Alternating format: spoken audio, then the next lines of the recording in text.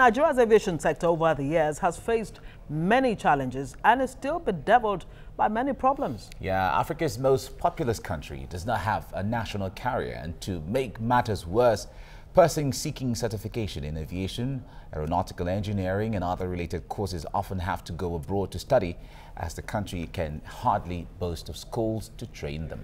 Now, there is no curriculum in primary and secondary schools in Nigeria with subjects or activities that encourage and inspire students with career prospects in aviation. Nigeria misses out in tapping from the enormous wealth in aviation, where smaller African countries like Ethiopia, Kenya and Rwanda are doing excellently well.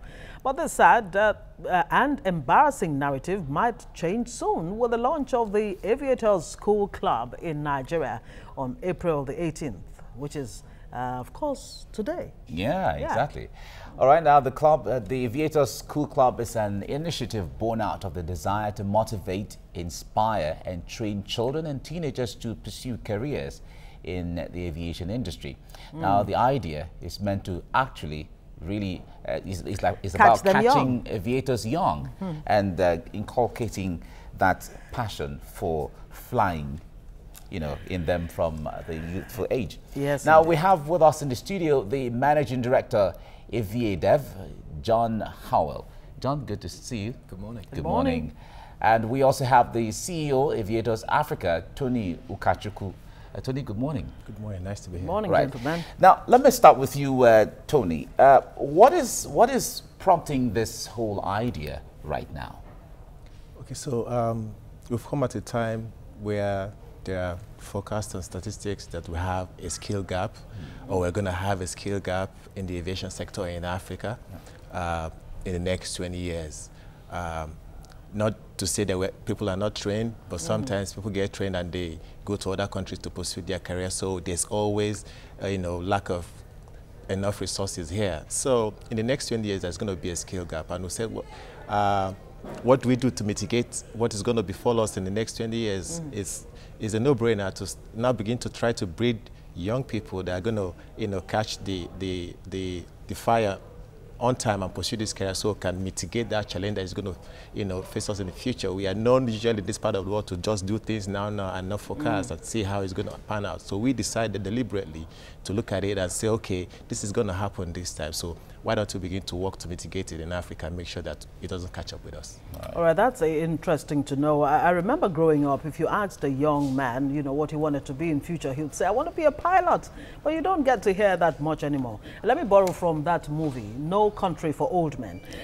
I would say no country for aviators. Is that really the reality for Nigeria right now? Absolutely not. I think the biggest thing that we have to educate is that you don't have to just be a pilot. If you want to be in aviation, people think, oh, it's a pilot, it's expensive, it's a long-term investment, and actually that's a very small proportion of the jobs that are directly created in aviation. You have baggage handling, you have ground handling, you have security, you've got the concessions in the airports, you've got cabin crew. Tony was cabin crew. I've done some of those jobs myself as well. So it's about educating people that there are jobs for everyone, but more so that there will be more and more jobs. The African aviation industry is going to triple in size in the next 20 years. That's going to need skilled labour and not so skilled labour. But what it does need is it needs a passion for that particular industry, and that's what we want to That passion is what you're trying to... All right, staying with you, John, anything aviation is quite capital intensive. And coming up with a school where children are going to be going to learn about aviation, and they have to see some of these things in practical, in their practical operation and all of that. How is the funding going to take place for setting up a school for that, and then also educating this or making them learn these skills? Well, I'm a big believer that the future and the way to do business in Africa is through partnerships. So Tony and I actually connected via social media. We only met this week for the first time, but we've had many conversations through Skype and WhatsApp and LinkedIn, and we share a common passion. And what we decided is you don't need huge capital to do this. Between us, we've been able today, this morning, we're going to launch the school club. We've got 10 speakers coming from multiple airlines from Nigeria. They've all volunteered their time. We don't have to offer them anything. As Aviadev, we have provided some sponsorship, but it's a small amount, and we are more than willing to do that to obviously engage the next generation. It's something that, for my business to work, we need. It's not sustainable to keep importing people from overseas. We need to actually encourage these these people. So the school, it's a school club rather than a school. Okay. So it's a little bit less. Tony will go into more detail about that, but it's not 9 to 5, Monday to Friday, or whatever it may be. It's meeting for the children that are really interested in the aviation market, and them hearing from people from all different spheres of the actual industry. So we have people who are involved in designing airports, so they are basically architects today. Okay. We have CEOs of airlines. We actually have a graduate from Coventry University who's back now in Nigeria, but she again had to travel to the UK to study air transport management. That's amazing to hear. But look, Tony, don't we have about 5 aviation schools in Nigeria? And we hear that they do churn out pilots and other workers in the aviation industry every year. Of course, it comes at a huge cost. We hear an average of $80,000 or so to train one pilot. That is huge. And after spending I don't know how long it takes to get certification as a pilot, but after going through all of that, there's no job. Okay, so basically we have different approaches to the school club, and one is to inspire these youth. Secondly is to make this career accessible to everyone, and to also pursue the career on time. What you find out before now is that elsewhere in the world, you see a pilot in his 20s flying a big aircraft, comes here and is a captain, whereas you see a local who is in his 40s being a co-pilot. What does that happen? You see him going to university to read medicine or engineering, and after that say, oh, I think I can go do a pilot, or he's saving for it, he's married with 3 kids because he has to save up.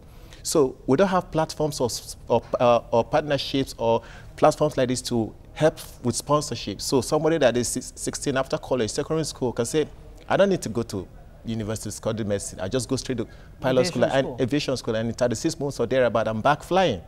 In his 20s, so he starts his career early, as against getting married with children and going to study any other course, or looking for a job that you just decide, or saving up for it for that matter, because it's expensive. So there are no partnership, no avenue to make this a career in aviation accessible for people to pursue it on time and get the leverage they require. So you see people just go study it, no mentorship, no direction. So they are from flying school, they don't know where to go to or how to get connected. So our platform is to connect these people with the right people that needs the job, either about bonding or mentorship or internship or some kind of connection. So everybody's engaged. It's against joining our people and just go to school, and come out, no job. It doesn't work. So we want to connect that dot. So get them young and also engage them.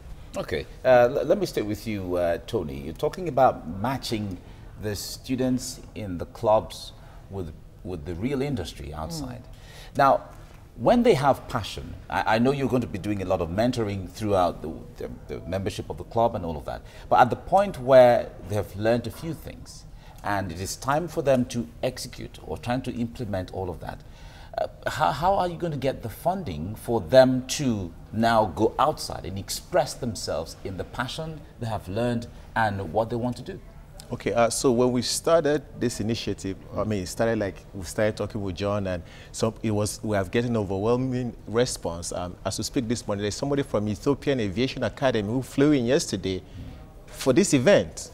Okay, so Ethiopian Aviation Academy is one of the best in Africa, and they've seen the potential of what this can provide. So what Aviators Africa School Club would do with such partnership is to say, okay, you got to give our students some kind of sponsorship to make it easier for them to achieve these dreams. So that's the partnership and collaboration that we're going to have with airlines, with training institutions, with finance, government institutions and all that, just to make this career accessible to these youth. So we're not just talk shop, Aviation School Club, and just get you aware and inspired and we'll leave you hanging. But how accessible really can it be when at the end of the day, look, Nigeria does not have a national carrier, and it's been linked to this dearth in the human aspect of the aviation industry, whether it's pilots or other engineers and what have you. There's no national carrier that's going to absorb them. Things are going to change. In the next 20 years, yes, we're going to require, in the world, we're going to about 1.5 million people in that sector, so have about 617 pilots, about over 600 technicians, and over 800 cabin crew. In Nigeria, when you bring it down here, I mean 600,000 in 1,000. You bring it to Africa, you need 22,000 pilots. Over the next 20 years, you need 24,000 technicians, and about 28,000 cabin crew. Okay, and Boeing says Africa is going to need 1,220 planes in the next 20 years, and they're going to invest about 180 billion in this sector. Now, there's going to be a growth. For the growth, there's going to be 74% investment in the wide-body single-aisle for aircrafts, and single-aisle aircraft and wide-body about 23%. So all these statistics, people are going to be needed. And with the Open Sky Agreement, SATAM, and the AC, the African Free Trade Agreement, which Nigeria didn't sign, by the way, is going to open up the African market. So there's going to be, which is where John is his forte, trying to connect African people to do intra-African travel. So when the market opens up, we're going to be ready for it. All right, John, this club all of you are coming up with now, is it just in Nigeria? Is it just about a Nigerian thing, or there's a dream to make it an African thing, or you're going to split to other places as well? Absolutely. It starts here today, but it's Aviators Africa School Club. So this is something that's going to start here. We're already in conversations to do something in Ghana.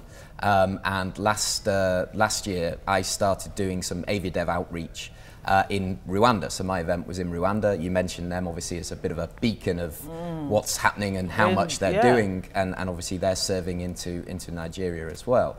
So what I would say is, when I sat down with those students at the university, they were studying IATA diplomas, so aviation diplomas. The first question I asked the room, we had 230 students turn up to the session. How many of you have been on an aircraft? Put your hand in the air. And there was one hand. Whoa. So we want that to change. We take that, as a European, we take that for granted. Okay, so where's this aviation club, or where is it taking place? Where is this okay, so the venue is at Peninsula Hotel in Lekki by 10 a.m. So we have 10 speakers and have students in from 11 to 18 in the secondary school. But unfortunately, we also have people that are already training that just want to come network with these, CEOs as well. Talking about the school club, we don't have a physical school. We are taking this curriculum to secondary schools and get resource people to come take them as extracurriculum activities. So it's not like we're building a school for them to come to us. So we're taking it to the schools. So in the next 2 hours, activities will be, activated in full swing for the Aviator School. Tony Kachuku, CEO Aviators Africa, thank you for coming on the program. And John Howell, Managing Director, Aviadev. Thank you so much for coming. Thank you. Thank you, John.